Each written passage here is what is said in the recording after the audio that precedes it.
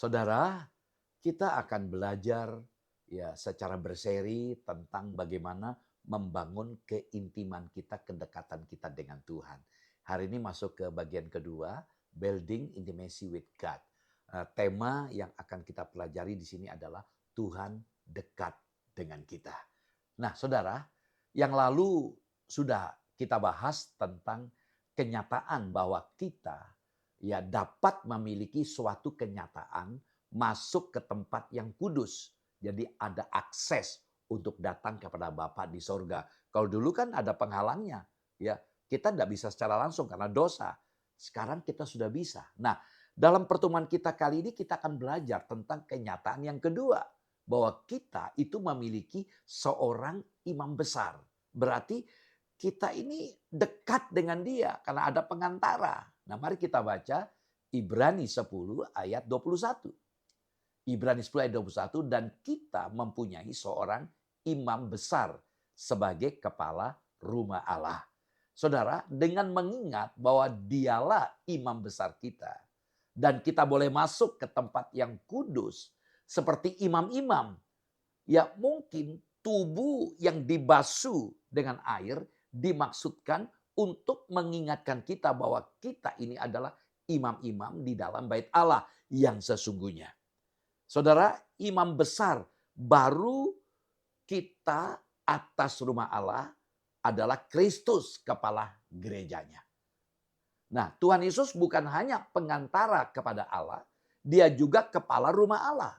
Itu artinya dialah yang mengatur siapa yang boleh masuk ke tempat kudus Allah. Dia yang menyambut kita, orang yang percaya kepadanya untuk masuk, tinggal, dan menikmati hadirat Allah selama-lamanya. Saudara, kata rumah Allah dengan jelas itu mengacu kepada umat Allah sekarang ini. Nah, kata besar, imam besar ya, kata besar bisa menyiratkan perbedaan dengan seluruh imamat Harun. Itu imam-imam di zaman Israel. Tapi itu pasti menonjolkan kurangnya kebesaran di antara beberapa imam besar terakhir di Yerusalem sebelum kejatuhan kota itu pada tahun 70 Masehi. Nah, untuk mendalami tentang Yesus sebagai imam besar agung, mari kita baca Ibrani pasal 4 ayat 14. Ibrani pasal 4 ayat 14. Karena kita sekarang mempunyai imam besar agung yang telah melintasi semua langit, yaitu Yesus anak Allah, baiklah kita teguh berpegang pada pengakuan iman kita. Saudara, imam besar kita dikatakan telah melintasi semua langit. Di dalam peringatan ini di atas ciptaan Allah. Disamakan dengan bait Allah sebagai tempat yang maha suci. Bisa disamakan dengan surga. Jadi kalau begitu maka ungkapan melintasi semua langit mirip dengan tugas imam besar di Israel yang setiap tahunnya memasuki tempat yang maha suci dengan darah binatang. Ya, dulu imam besar hanya memasuki tempat yang maha suci di Yerusalem. Tapi imam besar kita yang sekarang ini lebih agung dari imam besar yang dimiliki Israel. Karena dia yaitu Yesus telah melintasi semua langit. Nah, dengan ditolong oleh imam besar agung ini, maka kita bisa teguh berpegang pada pengakuan iman kita.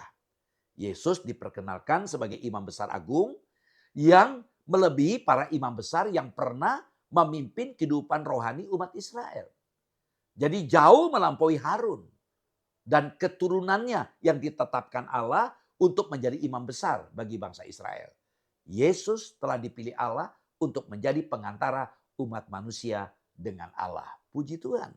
Nah, mari kita lihat Ibrani 4 ayat 15. Ibrani 4 ayat 15, sebab imam besar yang kita punya bukanlah imam besar yang tidak dapat turut merasakan kelemahan-kelemahan kita.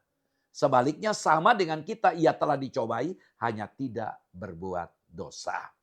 Saudara, kemanusiaan Yesus membuat ia dapat mengerti keadaan, penderitaan, dan kelemahan-kelemahan kita.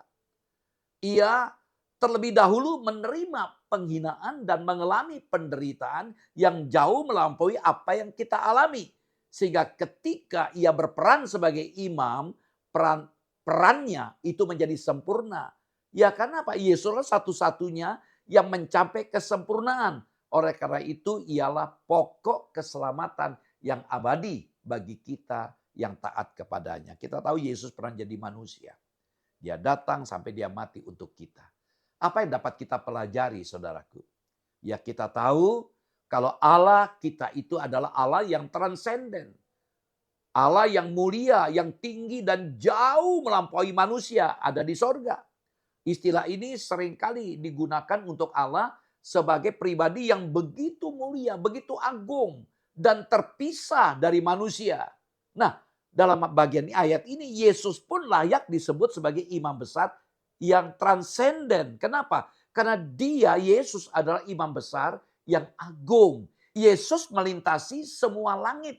Dan Yesus itu adalah Allah. Itu diungkapkan tadi dalam ayat 14. Nah, karena imam besar itu adalah agung, memiliki otoritas atas segala sesuatu, dan anak Allah, maka ia sanggup memberi kekuatan untuk bertahan dalam situasi apapun. Nah, mengapa? Ya Yesus memang transenden, tapi juga Yesus adalah imanen. Imanen artinya ia dekat, dekat dengan umatnya. Kedekatannya ia menunjukkan rasa simpatiknya. Karena dekat dia punya kepedulian, punya rasa perhatian kepada kita.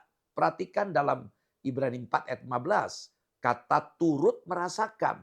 Dari kata Yunani sumpatio. Sumpatio, dari kata sumpatio muncullah kata simpatik.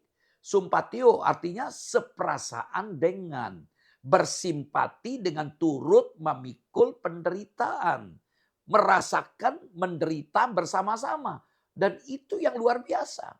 Kadang-kadang kita kan nggak berpikir ya ketika kita menderita, kita merasa apa Tuhan tahu, Tuhan mengerti apa Tuhan merasakan. Ya Tuhan kita bukan Tuhan yang buta, Tuhan yang tuli. Dan Tuhan yang pernah waktu datang menjadi manusia mengalami penderitaan manusia.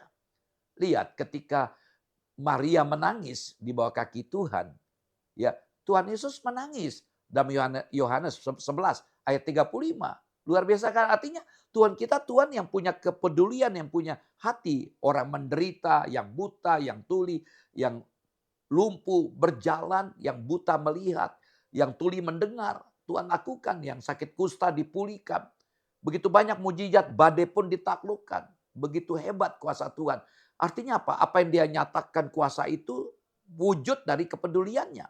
Jadi Yesus bukan sekedar memahami kelemahan kita. Perhatikan. Bukan sekedar memahami kelemahan kita dari sorga. Tapi dia pernah mengalami semuanya itu. Dia pernah datang ke dunia menjadi manusia sampai mati di salib. Jadi apa yang saudara gumuli saat ini?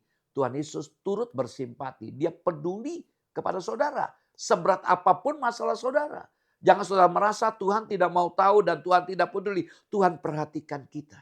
Tuhan melihat, bukan hanya melihat saja. Dia akan turun tangan ketika kita angkat tangan. Tuhan aku tidak mampu. Maka Tuhan turun tangan menolong kita. Apapun yang menjadi masalah kita. Kita tidak sendirian. Ada Tuhan yang bersimpati. Kiranya apa yang kita pelajari menolong kita dan hari ke depan kita akan belajar bagaimana kita bersikap kalau kita tahu bahwa Tuhan turut merasakan kelemahan kita. Dia selalu ada dekat dengan kita. Tunggu, sampai jumpa lagi. Tuhan Yesus memberkati. Shalom.